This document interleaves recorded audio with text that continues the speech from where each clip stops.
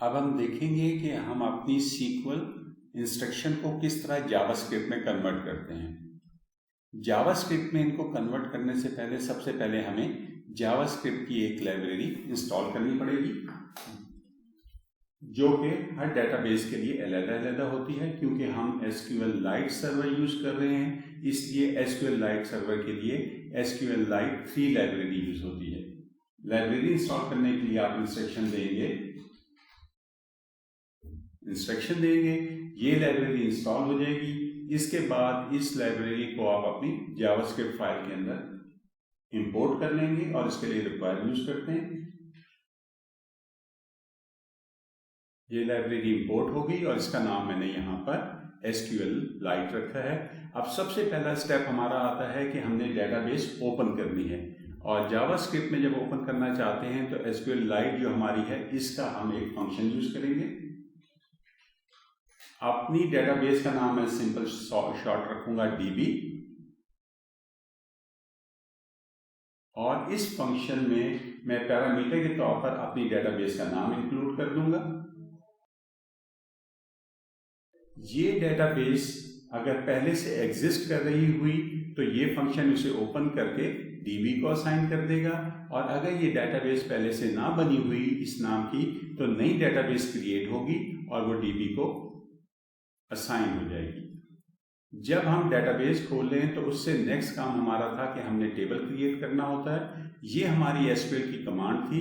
अब इसको मैं फंक्शन में कन्वर्ट करूंगा जावास्क्रिप्ट के। उसका तरीका ये होता है कि इस इंस्ट्रक्शन को मैं जावास्क्रिप्ट के फंक्शन की बॉडी में एनक्लोज करूंगा। इसका मैं अंडरस्टैंडेबल नाम रखूंगा। ये पहला स्टेप हो गया।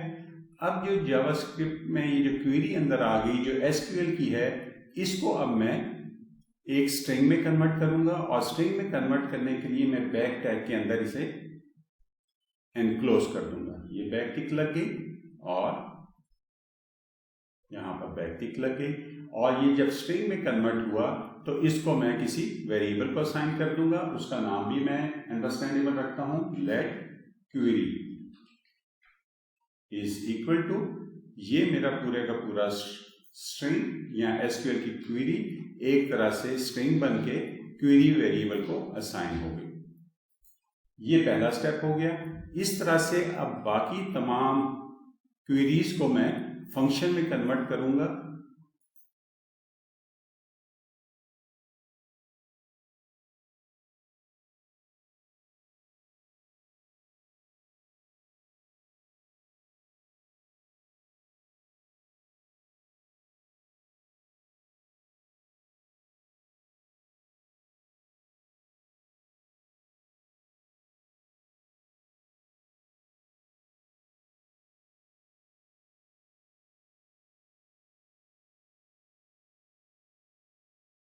ये तमाम क्वेरीज को मैंने फंक्शन में एनक्लोज कर दिया। अब अगला स्टेप ये होगा कि मैं किस तरह से इन क्वेरीज को एग्जीक्यूट कर सकता हूँ।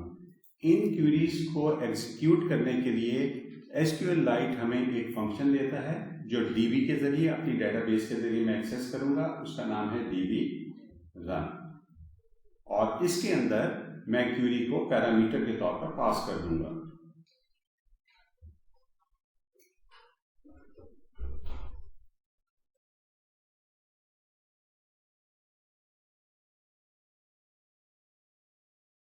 इन तमाम फंक्शंस में से क्रिएट यूजर, टेबल और क्रिएट, अपडेट और डिलीट ये डेटाबेस को अपडेट करते हैं या मॉडिफाई करते हैं, जबकि रीड का ऑपरेशन जो है या रीड की क्वेरी हमें डेटाबेस में से डाटा ला के देती है। यानी कि इस फंक्शन ने डाटा रिटर्न करना होता है। तो इस फंक्शन को चलाने के लिए हमें, इस क्वेरी को चलाने के लिए रन की जगह हम एक दूसरा फंक्शन यूज करते हैं जिसे गेट कहते हैं, और ये वाला फंक्शन हमें सिर्फ एक रिकॉर्ड डेटाबेस में से रीड करके देगा। अगर हमने एक से ज्यादा या तमाम रिकॉर्ड रीड करने हों तो उसके लिए हम एक नया फंक्शन बनाएंगे, और उसके लिए हम लिखेंगे, फंक्शन का नाम कर देंगे रीड ऑल, और क्वेरी की जगह हम कर देंगे db.all कर देंगे तो तमाम डेटाबेस के रिकॉर्ड जो मैचिंग होंगे वो हमें यहाँ पर मिल जाएंगे। ये फंक्शन जब क्वेरी का एग्जीक्यूट करेगा तो दो ही इसकी पॉसिबिलिटीज हो सकती हैं, या तो ये सक्सेसफुल तौर पर एग्जीक्यूट कर लेगा या हो सकता है इसमें कोई एरर आ जाए। तो उस एरर को हैंडल करने के लिए इस फंक्शन के अंदर हम एक और पैरामीटर के तौर पर फंक्शन पास करते हैं जिसे हम कह सकते हैं, इसका नाम है हैंडल एरर, और इस फंक्शन को हम यहां डिफाइन करते हैं। पहले इस फंक्शन में सिर्फ एक पैरामीटर यहां होता है जिसको हम एरर कह देते हैं। अगर तो ये क्वेरी कामयाबी से चल गई तो एरर के अंदर कोई वैल्यू नहीं आती, लेकिन अगर इस क्वेरी को एग्जीक्यूट करते वक्त कोई एरर आ गया तो उस सूरत में एरर के अंदर कोई वैल्यू आ जाएगी जिसे हम यहां चेक करेंगे और रिटर्न कर देंगे जो भी एरर हमें आया होगा। अगर एरर नहीं आया होगा एल्स, तो हम यहां पर रिटर्न कर देंगे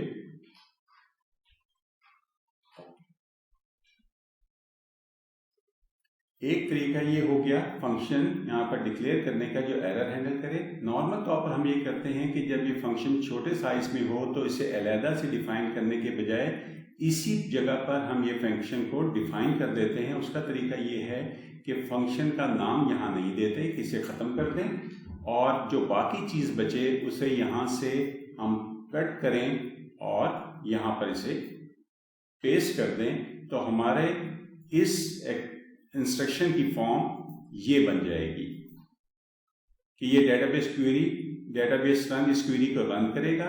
अगर सक्सेसफुल हो गया तो एरर में कोई वैल्यू नहीं आएगी, और अगर इसमें कोई एरर हुआ तो एरर इस पैरामीटर में ये db रन पास कर देगा, फिर ये फंक्शन एग्जीक्यूट करेगा और एरर की सूरत में हमें एरर रिटर्न कर देगा, अदरवाइज हमें ओके रिटर्न हो जाएगा।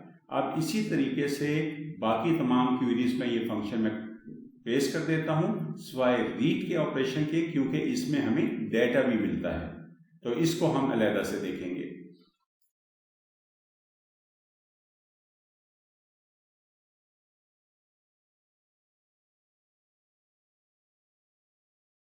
अब हम देखते हैं कि रीड और रीड ऑल का फंक्शन किस तरह से काम करता है, और इसमें जब हम db पर ये फंक्शन कॉल करते हैं तो क्या होगा।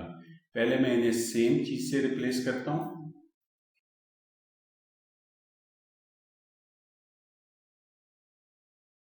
ये गेट और ऑल के फंक्शन जो हैं वो इस फंक्शन के अंदर एरर के अलावा एक और पैरामीटर पास करते हैं जिसे हम रो कह देते हैं या डेटा कह देते हैं। यानी कि अगर एरर होगा तो यहाँ पर वैल्यू पास होगी, और अगर ये क्वेरी चलने से कोई डेटा रो मिलती है तो वो यहाँ पर डेटा के तौर पर पास हो जाएगी। और इसी तरह इस फंक्शन के अंदर भी हमें रोज मिल जाती हैं।